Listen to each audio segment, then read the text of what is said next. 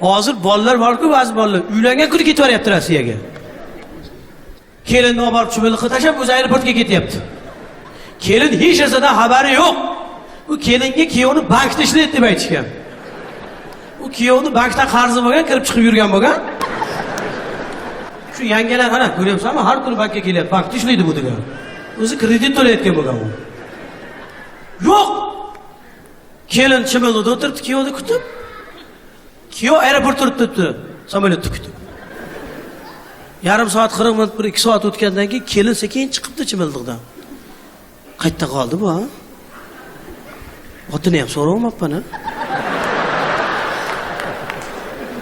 Sekin chiqib, qayerdasiz? Shikabning orqasiga qarab, "Hey! Qo'rqmang, hammasi yaxshi bo'ladi. Qayerdasiz?"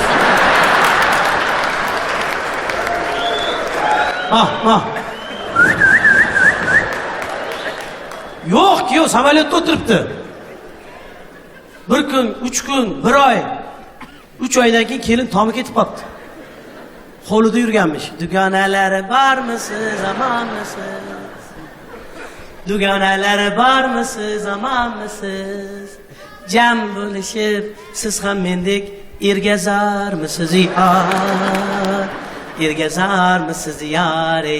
Bormisiz, yore jon? Ha?